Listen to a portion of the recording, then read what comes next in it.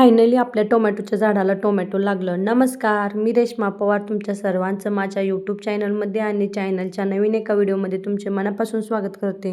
जसं की अगोदरच्या व्हिडिओमध्ये मी तुम्हाला दाखवलं होतं, सोनपापडीच्या बॉक्समध्ये मी टोमॅटोची बी टाकली होती आणि त्याची झाडं तयार केली होती. आता तेच आपण दुसऱ्या भरणीमध्ये लावणार आहोत. माझ्याकडे 3-4 भरण्या मोकळ्या झालेल्या होत्या. त्या भरणीमध्येच मी टोमॅटोची झाडे लावत होते. त्या सोनपापडीच्या बॉक्समधील सगळी टोमॅटोची झाडं काढून मी मोकळ्या भरणीमध्ये लावून घेतली.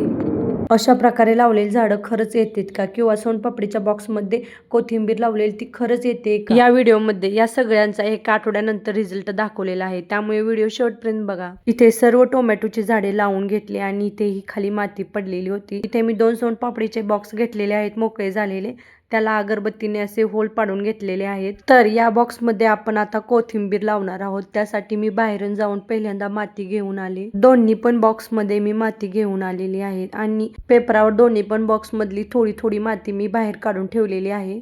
इथे मी धणे घेतलेले आहेत आणि ते हातावर चांगले चोळून घेतलेले आहेत.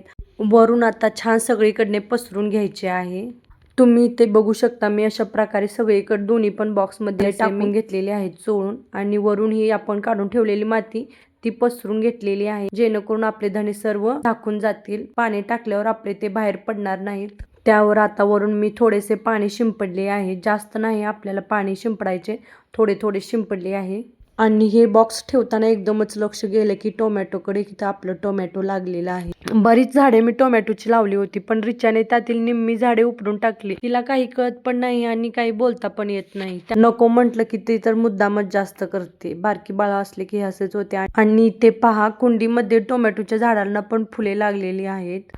तर तुम्ही इथे बघू शकता, मी इथे लावल्यावर याचा व्हिडिओ काढलेला आहे. 4 भरण्यामध्ये टोमॅटोची झाडं लावलेली आहेत आणि 2 बॉक्समध्ये कोथिंबीर लावलेली आहे.